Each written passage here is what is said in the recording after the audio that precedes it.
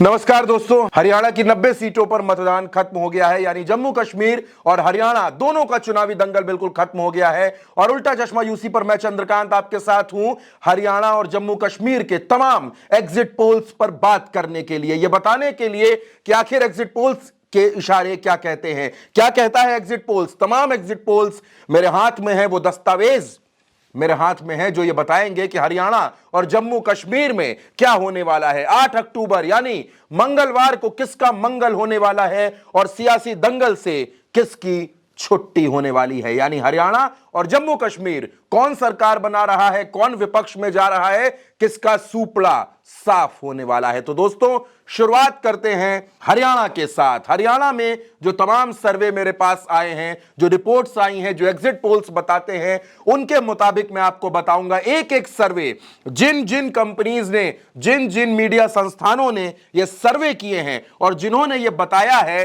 कि हरियाणा में क्या होने जा रहा है। वोटिंग खत्म हो चुकी है। अब 90 सीटों पर प्रत्याशियों की किस्मत ईवीएम में कैद है। 8 अक्टूबर की सुबह से ही यह तस्वीर साफ होने लगेगी कि हरियाणा किसके साथ है और जन्नत की जंग किसने जीती है। तो शुरुआत हरियाणा से करते हैं और हरियाणा में सबसे पहले बात करेंगे दैनिक भास्कर के रिपोर्टर्स महापोल की।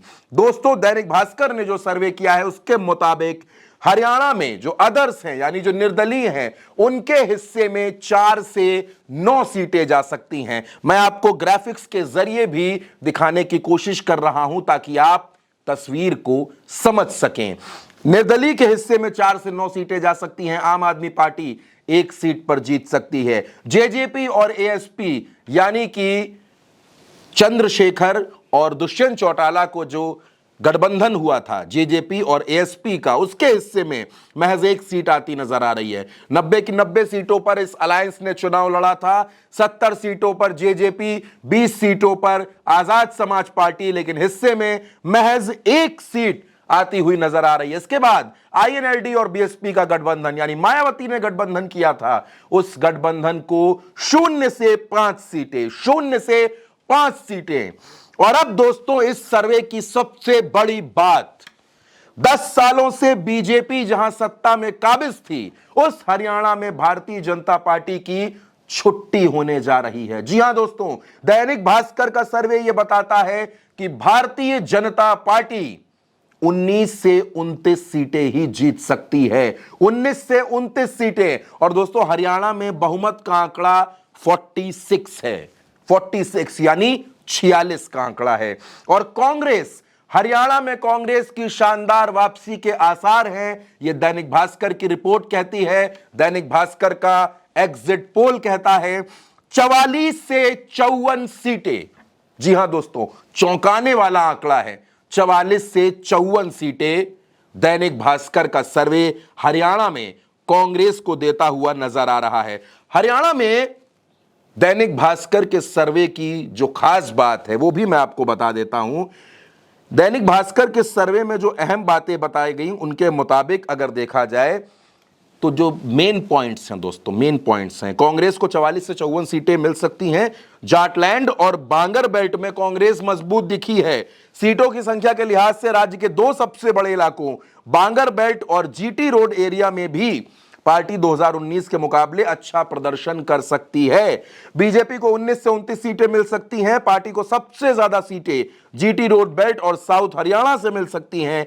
जाटलैंड वाले बांगर और देसवार बेल्ट में बीजेपी पिछड़ती नजर आ रही है। दोस्तों, जाटलैंड में नुकसान हो रहा है। वैसे भी दोस्तों, हरियाणा का चुनाव किसान, जवान और पहलवान के मुद्दे पर था। और अब दोस्तों, हरियाणा में तीसरे नंबर पर बसपा इनेलो का गठबंधन रह सकता है। 1 से 5 सीटें मिलती हुई नजर आ रही है। निर्दलीय कैंडिडेट में से भी 4 से 9 सीटें जीत सकते हैं। पूर्व डिप्टी सीएम दुष्यंत चौटाला की पार्टी और आम आदमी पार्टी मुकाबले में नहीं है। एक्सपर्ट्स मानते हैं कि चुनाव में शुरुआत से ही माहौल कांग्रेस के पक्ष में था। एंटी इनकम्बेंसी, किसान, युवा और पहलवान, जैसा कि मैंने आपको पहले भी बताया, नाराजगी है। बीजेपी नेताओं की जो नाराजगी थी, जो छोड़ कर जा रहे थे, उसका भी नुकसान हो रहा है। अब दोस्तों, 2 वजह आपको बताता हूं जो आपको चौंका देंगी, जो 8 अक्टूबर को भी हैरान करेंगी। पहली, अगर 22 से 25% जाट और 21% दलित आबादी लोकसभा चुनाव की तरह कांग्रेस के पक्ष में एकजुट रही और बाकी कम्युनिटी के वोट बैंक में बिखराव हुआ तो क्लीन स्वीप होगा और कांग्रेस का आंकड़ा 60 के ऊपर जा सकता है। यानी जो सीटें 44 से 54 मिल रही थी वो आंकड़ा 60 को भी टच कर सकता है। और अगर भारतीय जनता पार्टी को थोड़ा बहुत फायदा हुआ तो उसकी सीटें भी 30 से ऊपर नहीं जा रही, यानी बहुमत से बहुत पीछे भारतीय जनता पार्टी रहने वाली है। दोस्तों, मैं हरियाणा की आपसे बात कर रहा था, एक बार फिर हरियाणा की ही बात करूंगा। दैनिक भास्कर के सर्वे के बाद अगला सर्वे न्यूज 18 इंडिया का हरियाणा को लेकर, जिसमें कांग्रेस को चौंकाने वाली सीटें। दोस्तों, न्यूज 18 इंडिया, गोदी मीडिया के चैनल्स भी हरियाणा में कांग्रेस को चौंकाने वाली सीटें दे रहे हैं। न्यूज 18 इंडिया ने कांग्रेस को दी है 59 सीटें, 59, और बीजेपी को 21 सीटें। अब दोस्तों, आप अंदाजा लगा सकते हैं, 10 साल से हरियाणा में भारतीय जनता पार्टी की सरकार थी, नरेंद्र मोदी का चेहरा था, अमित शाह की रणनीति थी, लेकिन उसके बावजूद मुख्यमंत्री भी बदल दिया। मनोहर लाल खट्टर को हटाकर नायब सैनी को लाए, उसके बावजूद 21 सीटें। वहीं बीएसपी की बात करें, बीएसपी आईएनएलडी 4 सीटें, जेजेपी एएसपी 2 सीटें, आम आदमी पार्टी 0 और अदर्स के खाते में 4 सीटें। इसके अलावा दोस्तों, जिस सर्वे के बारे में सबसे ज्यादा बात हो रही है, ध्रुव रिसर्च के बारे में इस चुनाव में सबसे ज्यादा बात हो रही है, हरियाणा में उसके मुताबिक कांग्रेस को 57 सीटें मिलेंगी दोस्तों, यानी बहुमत से 11 ज्यादा। बीजेपी को 27 सीटें और अदर्स के खाते में 6 सीटें। और अब इसके बाद दोस्तों बारी आती है जन्नत की, बारी आती है जम्मू कश्मीर की। जम्मू कश्मीर की बात करें तो जम्मू कश्मीर में सी वोटर ने सर्वे किया है। सबसे पहले मैं आपको बता दूं कि जम्मू कश्मीर में भी बाजी भारतीय जनता पार्टी के हाथों से निकलती हुई दिख रही है। ध्रुव रिसर्च और सी वोटर के सर्वे की बात करूंगा। जम्मू कश्मीर में सी वोटर के मुताबिक एनसी प्लस, यानी एनसी और कांग्रेस का जो अलायंस है वो 40 से 48 सीटें जीत सकता है। दोस्तों, जम्मू कश्मीर में भी बहुमत का आंकड़ा 46 है। 10 साल बाद चुनाव हो रहे हैं और बहुमत का आंकड़ा एनसी और कांग्रेस के साथ जाता हुआ दिख रहा है। भारतीय जनता पार्टी 27 से 32 सीटें, इसमें भी ज्यादातर सीटें जम्मू रीजन में हैं। पीडीपी के हिस्से में 6 से 12 सीटें और अदर्स के पास 6 से 11 सीटें, यानी अदर्स की भूमिका भी जम्मू कश्मीर में महत्वपूर्ण होने वाली है। और अब दोस्तों, जिस सर्वे का आपको भी इंतजार होगा, ध्रुव रिसर्च के मुताबिक एनसी प्लस, यानी एनसी और कांग्रेस को जम्मू कश्मीर में 46 से 50 सीटें मिल सकती हैं। बीजेपी के खाते में 23 से 27 सीटें जा सकती हैं। पीडीपी को 7 से 11 सीटें मिल सकती हैं, अदर्स को 4 से 6 सीटें। और अब दोस्तों, न्यूज 18 इंडिया जम्मू कश्मीर में क्या कहता है? एनसी प्लस, यानी कांग्रेस और एनसी का अलायंस, सबसे कम सीटें यहां पर, बहुमत का आंकड़ा नहीं दे रहा है न्यूज 18 इंडिया।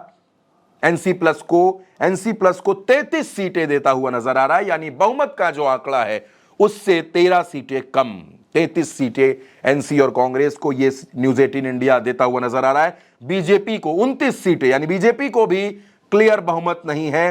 पीडीपी के खाते में 6 सीटें जा रही हैं। आप पीडीपी और बीजेपी को जोड़ दीजिए तब भी बहुमत का आंकड़ा नहीं बनता। लेकिन चौंकाने वाला आंकड़ा न्यूज 18 इंडिया ने जम्मू कश्मीर में दिया है। अदर्स यानी निर्दलीय के खाते में 22 सीटें अदर्स के खाते में दी हैं। तो दोस्तों, अगर 33 सीटों में निर्दलीय प्रत्याशियों को जोड़ दीजिए तब भी कांग्रेस की सरकार जम्मू कश्मीर में आती दिख रही है। यानी दोस्तों, अगर इन तमाम एग्जिट पोल्स पर यकीन करें, इन तमाम एग्जिट पोल्स पर आप विश्वास करें, तो जम्मू कश्मीर और हरियाणा से भारतीय जनता पार्टी का सूपड़ा साफ हो रहा है। हरियाणा में कांग्रेस अपने दम पर बहुमत की सरकार बना रही है और जम्मू कश्मीर में कांग्रेस को अदर निर्दलीयों का सहारा मिल जाता है, अदर्स उनके साथ आ जाते हैं, तो जम्मू कश्मीर में कांग्रेस बड़ी पार्टी बन सकती है, कांग्रेस बड़ी भूमिका में हो सकती है। दोस्तों, फिलहाल दोस्तों, रिजल्ट क्या होगा 8 तारीख को, 8 अक्टूबर को पता चल जाएगा।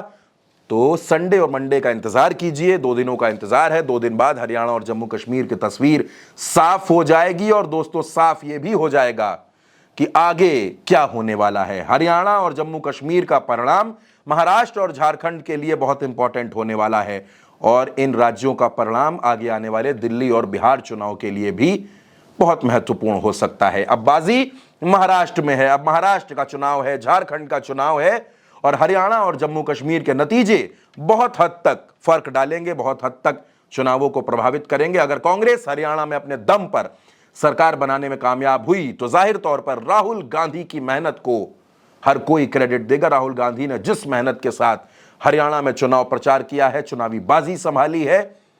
महाराष्ट्र और झारखंड में भी बाजी पलटने के आसार रहेंगे। फिलहाल दोस्तों, इस एग्जिट पोल्स में ये जो रिपोर्ट हम आपके लिए लेकर के आए, तमाम सर्वे हमने आपके सामने रखे, पूरी तस्वीर आपके सामने रखी और बताया कि हरियाणा और जम्मू कश्मीर में क्या कुछ होने वाला है, क्या संकेत मिल रहे हैं। 8 अक्टूबर का इंतजार कीजिए। 8 अक्टूबर को एक बार फिर हम नतीजों के साथ आपके सामने होंगे।